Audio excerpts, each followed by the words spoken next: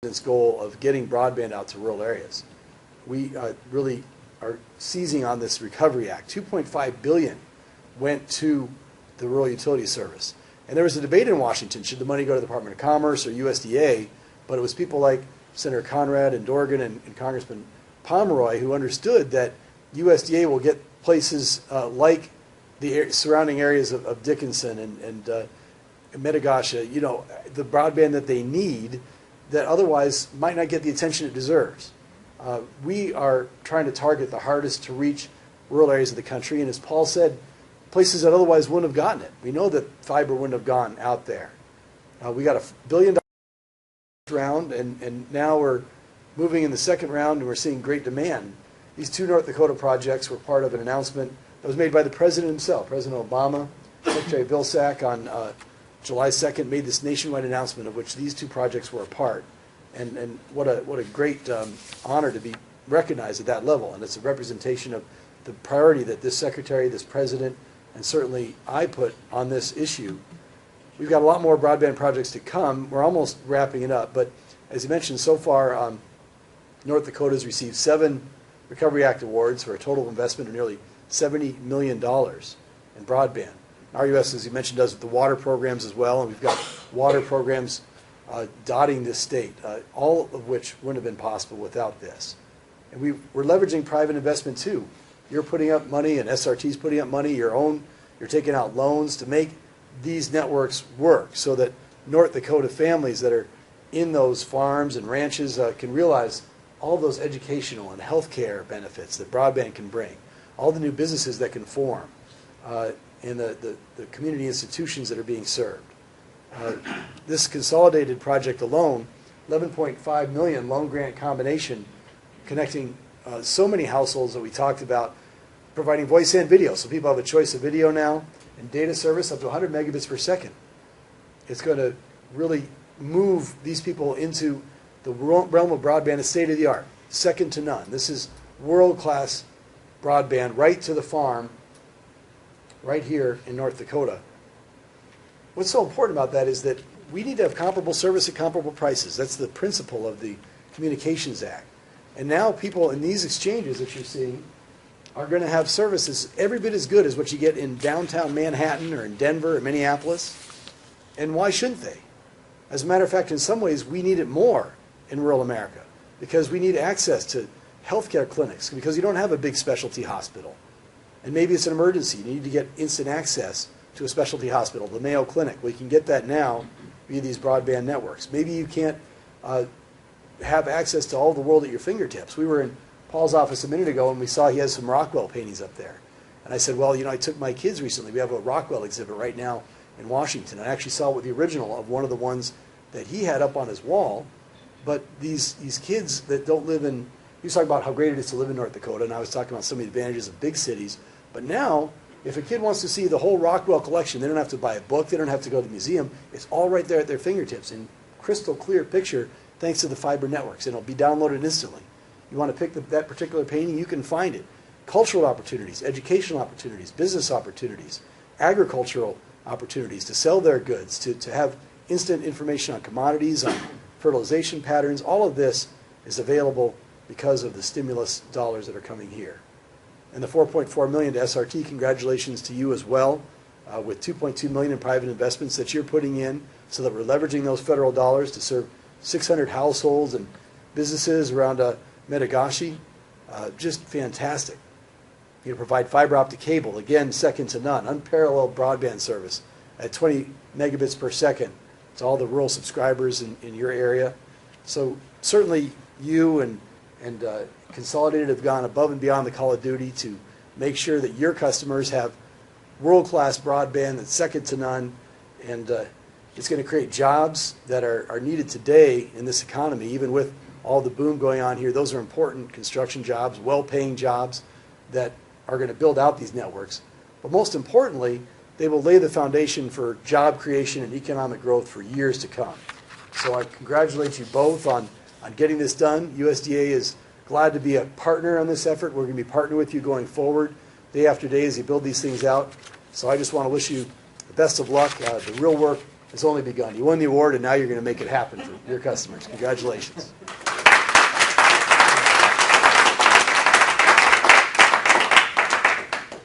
Thank you, Jonathan.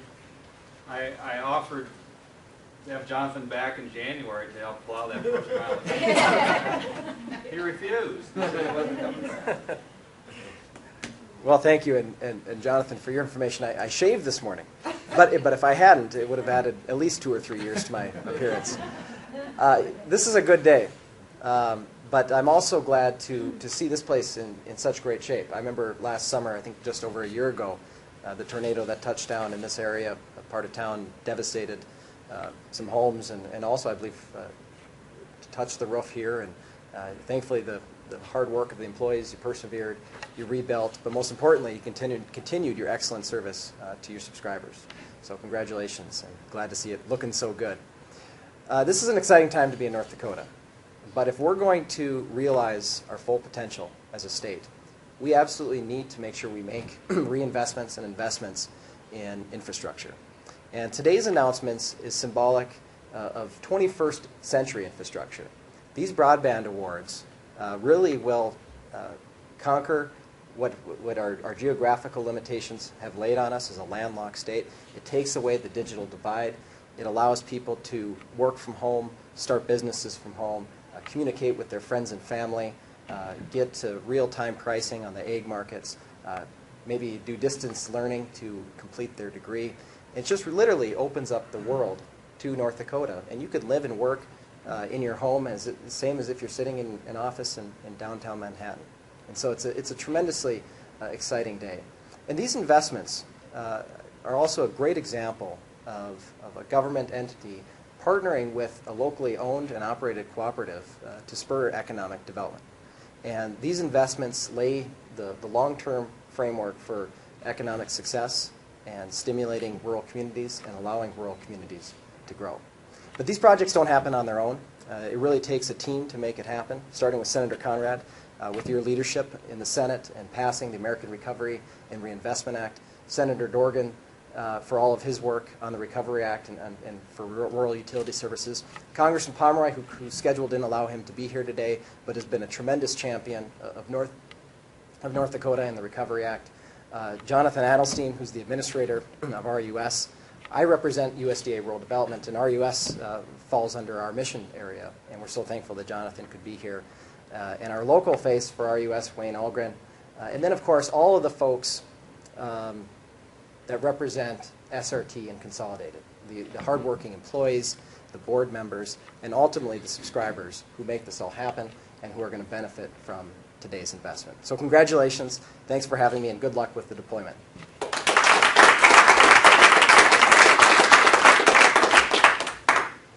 Well, while we have him here, Marion, would you like to say a few words? Do we want to hear from Senator Dorgan's office? Yes. Senator Pomeroy? Put him on the spot. Yeah, you did, kind of. Senator Dorgan was in Washington in the office. Today, later on this afternoon, he's leaving on some personal vacation time, which is well-deserved. He always regrets not being out here for these type of occasions because he is always so interacted in putting forward the advantages to rural North Dakota. It's one of his great missions that he works for. Being on the Commerce Committee, he works hard to make sure that the rural areas in this state are not forgotten. And I know that this is something that he relishes as a great accomplishment. I think all the Recovery Act money that is coming into North Dakota is at a time when it promotes our state and gets us to the levels and puts us on an equal playing field. We have the advantages of the agriculture in our country. We have the advantages of all the energy production that's going on. There are just a lot of great things happening. And events like this that bring access to all our people only promote those things for everyone to be part of that. So I know he's pleased that this has happened. It is nice to see Senator Conrad. And I think the work of USDA and rural development is something that North Dakota should be really proud of. Thank you. I just say a word because I wish Byron could be here because he really, this is something that's very near to his heart. I mean, he really believes in this connection of rural areas. And of course, just drove by Regent yesterday.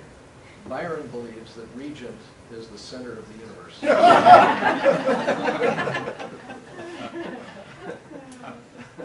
Well, we all know that to be rugby. I'm going to be there next. I'll just echo, the thanks and congratulations that Senator Conrad, Jonathan, and Jasper had put out.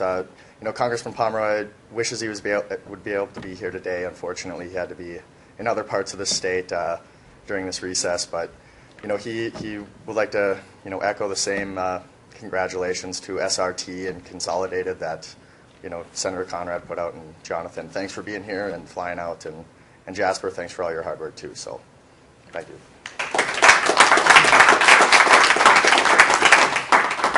I think we're going to hear from Chris from SRT. Of course you're going to hear from Chris from SRT. She'll probably have the longest talk. I do. Thank you so much for having us.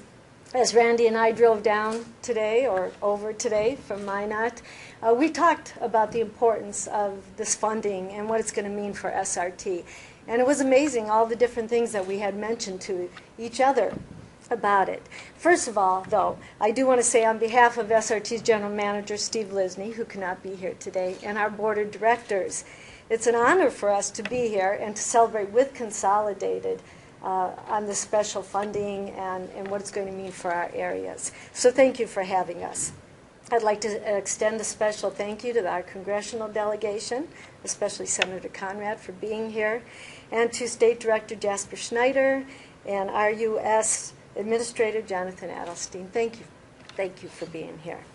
As was mentioned earlier, and everybody's talking about it, SRT's fiber to the premise project in Metagoshi will definitely bring advanced services to an area that is happening at this time.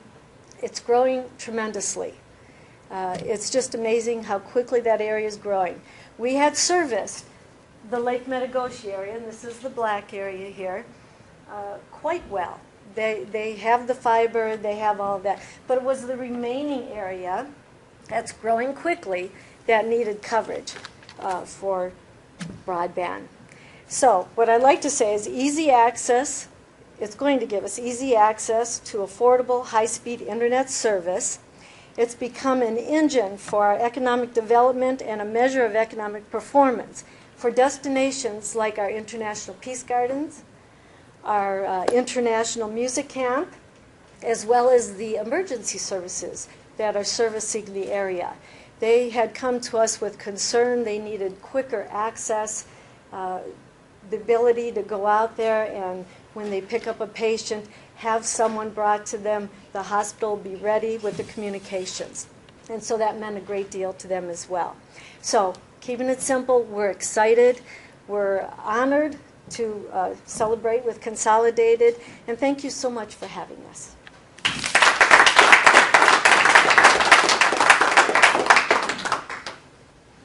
I think that's about it. I don't think we have anything more. I have a few more people. We have two board members here from Consolidated, Paula, and our board chair, Brenda Valesky, is here. You might take a minute and shake their hands before you leave. On our board, we have 7 board members. We have 4 women on our board of directors. And our board president is a lady as well. So I think we're one of the leaders in that too. In the Paul, is there any truth to the rumor that we heard coming in that the board is meeting and they're looking to upgrade senior management? No comment. What I was hoping though is that as we were talking, there were how many dollars? $3 billion, $2.5 billion that our U.S. got. I'm surprised we couldn't split $2 billion between North and South Dakota and leave $500,000 for the rest of the country. Remember the second half. It's a little more fair than that, I guess. That's all we have. We really do appreciate you coming out. We do appreciate the stimulus money. It will make a great big difference to a whole lot of people out here. Thank you very much. Thank you all. Thanks, Paul.